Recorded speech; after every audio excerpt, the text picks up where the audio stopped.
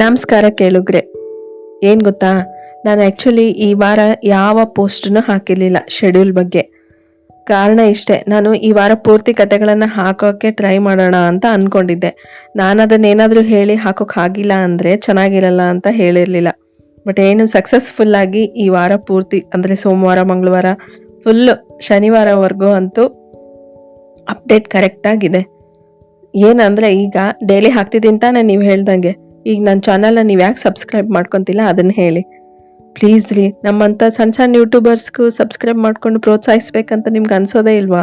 ಅದು ಇಷ್ಟು ಒಳ್ಳೆ ಒಳ್ಳೆ ಕತೆಗಳನ್ನು ಕೊಡ್ತಾ ಇದ್ದೀನಿ, ಡೈಲಿ ಹಾಕ್ತಾ ಇದ್ದೀನಿ. ಮಿನಿಟ್ಸ್ ಜಾಸ್ತಿ ಮಾಡಿ ಅಂದಿದ್ದೀರಿ. ಮನಸ್ಸೇ ನಿನ್ನದು ಅದು ಮಿನಿಟ್ಸ್ ಕೂಡ ಜಾಸ್ತಿ ಆಗಿದೆ. ನೀವು ಅಬ್ಸರ್ವ್ ಮಾಡಿದ್ದೀರೋ ಇಲ್ವೋ ಗೊತ್ತಿಲ್ಲ. ಬಟ್ ನೀವು ಹೇಳಿದ್ದೆಲ್ಲ ಅಡಾಪ್ಟ್ ಮಾಡ್ಕೊಂಡ್ರು ನೀವು ಯಾಕೆ ನನ್ನ ಚಾನಲ್ನ ಸಬ್ಸ್ಕ್ರೈಬ್ ಮಾಡ್ಕೊಂಡಿಲ್ಲ? ಪ್ಲೀಸ್ ಈ ಕತೆ ಕೇಳೋಕ್ಕೂ ಮುಂಚೆ ಮೊದಲು ಹೋಗಿ ಸಬ್ಸ್ಕ್ರೈಬ್ ಮಾಡ್ಕೊಂಡು ಆಮೇಲೆ ಕತೆನ ಕೇಳಿ, ಓಕೆನಾ? ಕತೆನ ಶುರು ಮಾಡೋಣವಾ?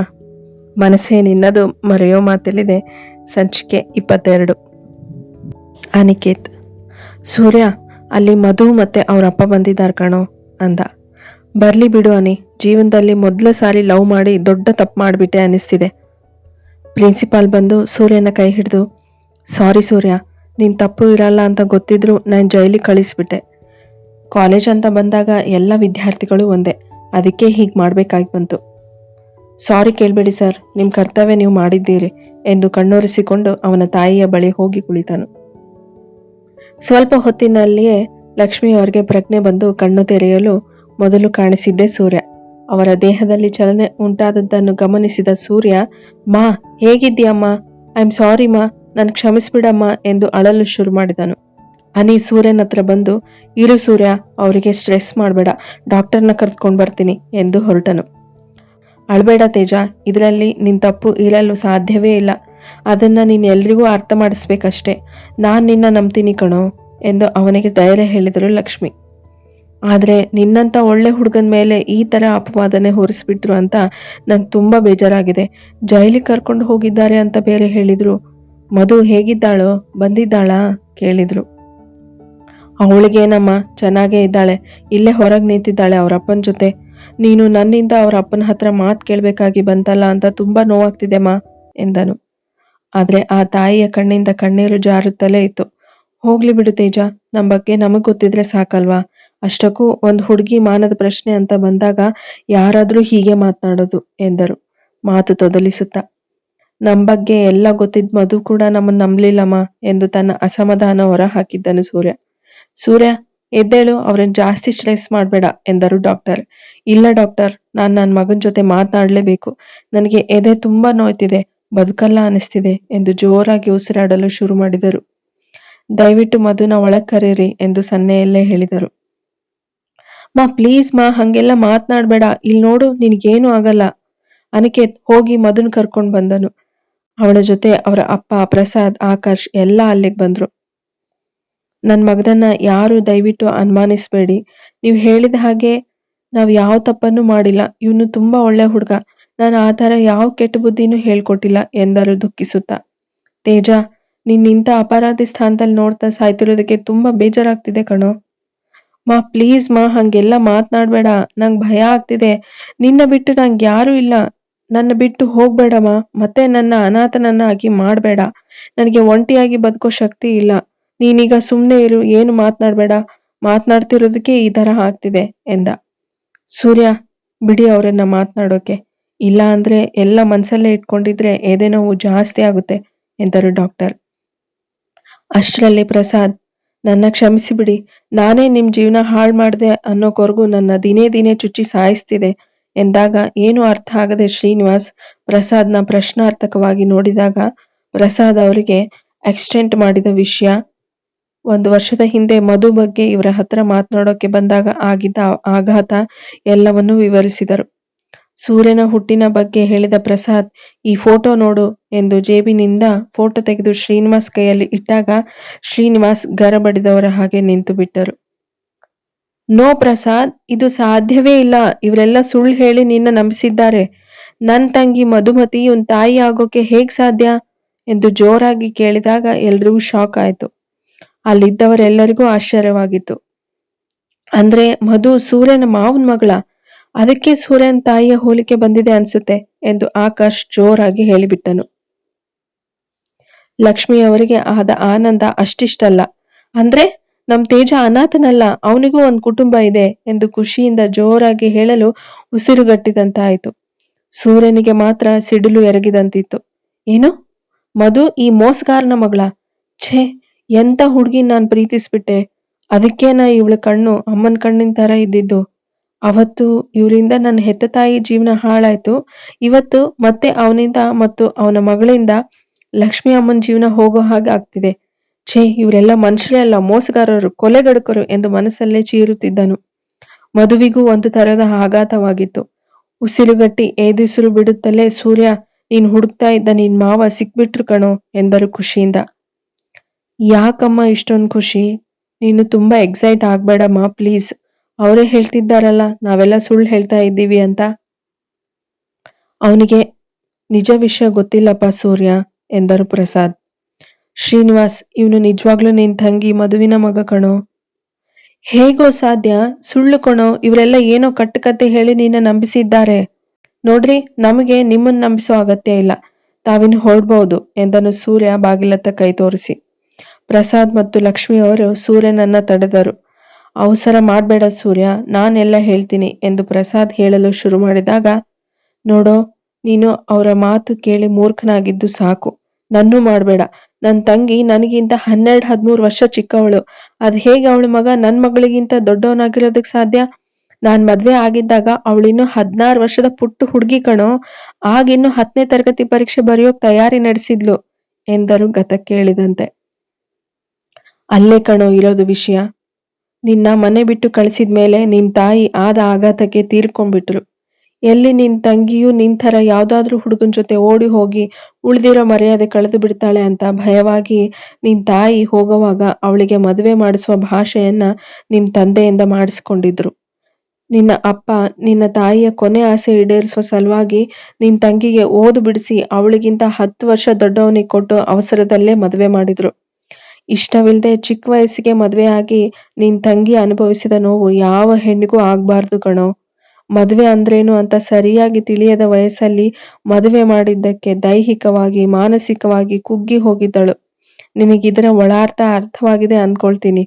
ಓದ್ಬೇಕು ಅನ್ನೋ ಅಪಾರವಾದ ಆಸೆ ಇದ್ದಿದ್ದಕ್ಕೆ ಓದಲೂ ಆಗದೆ ಇರೋ ಕಾರಣವನ್ನ ಒಂದು ಡೈರಿ ಮಾಡಿ ಎಲ್ಲ ಬರೆದಿಟ್ಟಿದ್ದಾಳೆ. ಇವನು ಹುಟ್ಟಿ 2-3 ವರ್ಷಗಳಾದ್ಮೇಲೆ ಮತ್ತೆ ಗರ್ಭಿಣಿಯಾಗಿದ್ಲಂತೆ.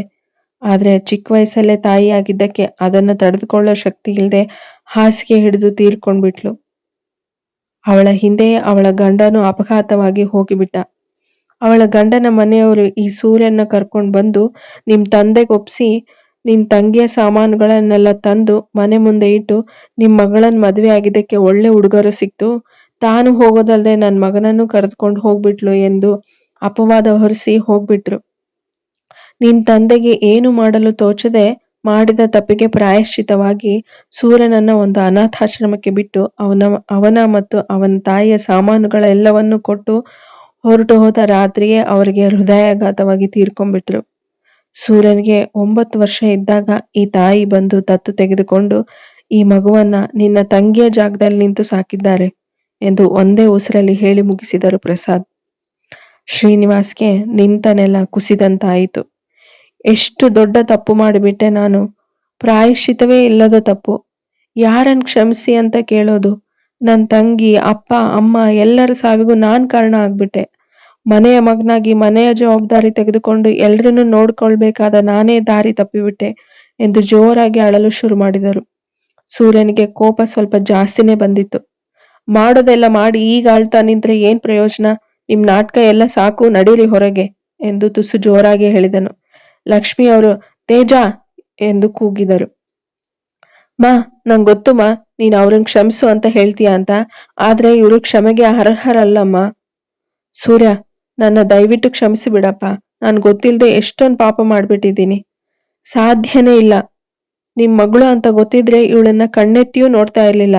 ನನ್ನ ಲೈಫ್ನಲ್ಲಿ ಮಾಡಿದ್ದ ದೊಡ್ಡ ತಪ್ಪು ಅಂದ್ರೆ ನಿಮ್ ಮಗಳನ್ನ ಮನ್ಸಾರೆ ಇಷ್ಟಪಟ್ಟದ್ದು. ನೀವು ಬೇಡ, ನಿಮ್ ಸಹವಾಸವೂ ಬೇಡ. ಲಕ್ಷ್ಮಿಯವರೇ, ನೀವಾದ್ರೂ ನಿಮ್ ಮಗನಿಗೆ ಹೇಳಿ, ನನ್ನ ತಂಗಿ ಜಾಗದಲ್ಲಿ ನಿಂತು ಇವನನ್ನ ನೋಡ್ಕೊಂಡಿದ್ದೀರಿ. ನಿಮ್ಮ ಅಣ್ಣ ಅನ್ಕೊಂಡು ನಾನು ಆಡಿದ ಮಾತನ್ನ ಕ್ಷಮಿಸಿ ಬಿಡಿ ಎಂದು ಬಿಕ್ಕಲು ಶುರು ಮಾಡಿದರು. ಅಲ್ಲಿಗೆ ಅನಿಕೇತ್ ಅವರ ತಂದೆ ಪೊಲೀಸ್ ಕಮಿಷನರ್ ರಾಜೇಂದ್ರ ಪ್ರಸಾದ್ ಅವರು ಬಂದ್ರು. ಸೂರ್ಯ, ಯು ಆರ್ ಸೇಫ್. ಆ ಹುಡುಗಿ ಪ್ರಿಯಾಂಕಾ ಎಲ್ಲ ತನ್ನದೇ ತಪ್ಪು ಅಂತ ಒಪ್ಪಿಕೊಂಡಿದ್ದಾಯ್ತು. ಅವಳು ನಿನ್ನ ತುಂಬಾ ಪ್ರೀತಿ ಮಾಡ್ತಾ ಇದ್ಲಂತೆ. ನೀನು ನಿನ್ನೆ ಮಧುವನ್ ಪ್ರೀತಿ ಮಾಡೋ ವಿಷಯವನ್ನ ಎಲ್ರ ಮುಂದೆ ಹೇಳಿದ್ದನ್ ಕೇಳಿ ಅದನ್ನ ಹಾಳು ಮಾಡೋಕೆ ಈ ಮನೆ ಹಾಳು ಐಡಿಯಾ ಮಾಡಿದ್ದಾಳೆ. ಪಾಪ, ಇದರಿಂದ ಮಧುನ್ ಮನ ಹಾಳಾಯ್ತು. ಸರ್, ಅವಾಗ ಒಪ್ಕೊಳ್ದೆ ಇರ್ದವಳು ಸ್ಟೇಷನ್ ಅಲ್ಲಿ ಹೇಗೆ ಒಪ್ಕೊಂಡ್ಲು? ಆಕರ್ಷ್ ಕೇಳಿದ. ನಮ್ ಲೇಡಿ ಕಾನ್ಸ್ಟೇಬಲ್ಗಳು ಬೆಂಡತ್ತಿ ಬಾಯ್ ಬಿಡಿಸಿದ್ದಾರೆ. ಲಕ್ಷ್ಮಿ ಅವರಿಗೆ ಮಗ ಬಿಡುಗಡೆಯಾದ ಖುಷಿಯಲ್ಲಿ ಮಾತನಾಡಲು ಇಚ್ಛಿಸಿದಾಗ ಮತ್ತೆ ಉಸಿರು ಹಿಡಿದಂತಾಯಿತು. ಡಾಕ್ಟರ್ ಹತ್ರ ಬಂದು ಪರೀಕ್ಷಿಸಿದರು. ಸೂರ್ಯ, ಸಾರಿ, ಇನ್ನು ಸ್ವಲ್ಪ ಹೊತ್ತಷ್ಟೇ. ತುಂಬಾ ಡಿಸ್ಟರ್ಬ್ ಆಗಿದ್ದಾರೆ. ಏನಾದ್ರೂ ಕೊನೆ ಆಸೆ ಇದ್ರೆ ಅಂತ ಹೇಳುವವರನ್ನ ಡಾಕ್ಟರ್ ಪ್ಲೀಸ್ ಎಂದು ತಡೆದನು. ಅಷ್ಟರಲ್ಲಿ ಸೂರ್ಯನ ತಾಯಿ ಏನೋ ಹೇಳಲು ಪ್ರಯತ್ನಿಸುತ್ತಿದ್ದರು. ಒಂದ್ ನಿಮಿಷ ಸೂರ್ಯ, ಇವ್ರೇನೋ ಹೇಳಲು ಟ್ರೈ ಮಾಡ್ತಿದ್ದಾರೆ. ಡಾಕ್ಟರ್ ತಡೆದರು. ಅವರು ಕರೆದದ್ದು ಮಧುವಿನ ತಂದೆಯನ್ನ. ದಯವಿಟ್ಟು ನಮ್ ತೇಜನ್ನ ಅನಾಥನನ್ನಾಗಿ ಮಾಡಬೇಡಿ. ಅವನಿಗೆ ಸ್ವಲ್ಪ ಕೋಪ ಜಾಸ್ತಿ, ಹಾಗಂತ ಮನ್ಸು ಕೆಟ್ಟದ್ದಲ್ಲ. ತುಂಬಾ ಮೃದು ಮನ್ಸಿನ ಹುಡುಗ. ನೋಡೋಕೆ ಒರಟ ಅನ್ನಿಸ್ತಾನೆ. ಅವನದು ಏನು ತಪ್ಪಿಲ್ಲ ಸರ್ ಎಂದು ಒಂದೊಂದೇ ಪದವನ್ನ ಬಿಟ್ಟು ಬಿಟ್ಟು ಹೇಳುತ್ತಿದ್ದಳು. ತಪ್ಪು ಅವನದಿಲ್ಲ ಅಂತ ಗೊತ್ತಾಯ್ತಲ್ಲಮ್ಮ, ತಪ್ಪೆಲ್ಲ ನಂದೇ. ಈ ತಪ್ಪಿಗೆ ಪ್ರಾಯಶ್ಚಿತವೇ ಇಲ್ಲ. ಇದೆ, ಖಂಡಿತ ಇದೆ. ನನ್ ಮಾತನ್ನ ನೀವು ದಯವಿಟ್ಟು ನಡ್ಸ್ಕೊಡ್ಬೇಕು ಎಂದರು ತೊದಲುತ್ತಾ. ಹೇಳಮ್ಮ, ನೀವು ಮಾಡಿದ ಉಪಕಾರಕ್ಕೆ ನಾನು ಏನ್ ಮಾಡಿದ್ರು ಕಮ್ಮಿನೇ.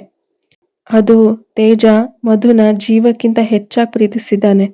ಅವಳು ಕೂಡ ಅವನನ್ನ ಪ್ರೀತಿ ಮಾಡ್ತಿದ್ದೀನಿ ಅಂತ ಇವತ್ ಬೆಳಿಗ್ಗೆ ನನ್ ಮುಂದೆ ಹೇಳಿದ್ದಾಳೆ. ತೇಜ ಎಂದೂ ಒಂಟಿಯಾಗಿ ಕೂಡುದು. ಮಧು ತೇಜನ ಮದ್ವೆ ಮಾಡ್ಬೇಕು ಎಂದು ಒಂದೊಂದೇ ಪದ ಜೋಡಿಸಿಕೊಂಡು ಹೇಳಿದರು. ಮಧು, ಸೂರ್ಯ ಇಬ್ಬರು ಒಬ್ಬರ ಮುಖ ಒಬ್ಬರನ್ನು ನೋಡಿಕೊಂಡರು. ಇಬ್ಬರಿಗೂ ಆಘಾತ. ಅಮ್ಮ, ಏನ್ ಹೇಳ್ತಿದ್ಯಾ ನೀನು? ತೇಜ, ಇದು ನನ್ ಕೊನೆ ಆಸೆ ಕಣೋ. ನಮ್ ಮನೆಯಲ್ಲೇ ನಿಮ್ ಮದ್ವೆ ಆಗ್ಬೇಕು. ಇಲ್ಲ ಅನ್ಬೇಡವೋ ಎಂದರು ತೊದಲುತ್ತಾ. ಮಾ ಪ್ಲೀಸ್, ಹಿಂಗೆಲ್ಲ ಮಾತನಾಡ್ಬೇಡ. ಮಧುವಂತೂ ಏನು ಮಾತನಾಡದೆ ಸುಮ್ಮನೆ ನಿಂತಿದ್ದಳು. ಪ್ರಸಾದ್ ಶ್ರೀನಿವಾಸ್ ಹತ್ರ ಬಂದು, ಒಪ್ಕೋ ಶ್ರೀನಿ, ಇದಕ್ಕಿಂತ ಒಳ್ಳೆ ಪ್ರಾಯಶ್ಚಿತ ಬೇಕೇನೋ? ಅವರು ಕೇಳಿದ್ದಕ್ಕೆ ಹ್ಞೂ ಅಂದು ಬಿಡು ಎಂದರು. ಆಯ್ತಮ್ಮ, ನಿಮ್ಮಿಷ್ಟಂತೆ ಆಗ್ಲಿ ಎಂದು ಮಧುವನ್ನ ಹತ್ತಿರ ಕರೆದರು. ಲಕ್ಷ್ಮಿಯವರು ಕೂಡ ಸೂರ್ಯನನ್ನ ಹತ್ತಿರ ಬರಲು ಸನ್ನೆ ಮಾಡಿದರು. ಒಬ್ಬರ ಕೈಯಲ್ಲಿ ಮತ್ತೊಬ್ಬರ ಕೈಯನ್ನಿಟ್ಟು ಮುಗುಳ್ನಗೆ ಬೀರಿದರು. ಮಧುವಿಗೆ, ನಿನ್ನ ಸೂರ್ಯ ಜೋಪಾನ ಎಂದರು. ಎಲ್ಲರ ಕಣ್ಣಲ್ಲಿ ನೀರು ಧಾರಾಕಾರವಾಗಿ ಹರಿಯುತ್ತಿತ್ತು.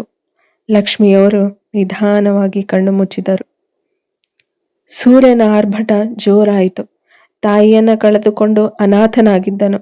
ಇದಕ್ಕೆಲ್ಲ ಸಿಂಧು, ರಾಮಣ್ಣ, ಮಧು, ಪ್ರಸಾದ್, ಅನಿಕೇತ್, ಪ್ರಿನ್ಸಿಪಾಲರು, ಆಕರ್ಷ್, ಪ್ರೀತಿ, ಶ್ರೀನಿವಾಸ್, ರಾಜೇಂದ್ರ ಪ್ರಸಾದ್ ಮತ್ತು ಡಾಕ್ಟರ್ ಎಲ್ಲರೂ ಸಾಕ್ಷಿಯಾಗಿದ್ದರು.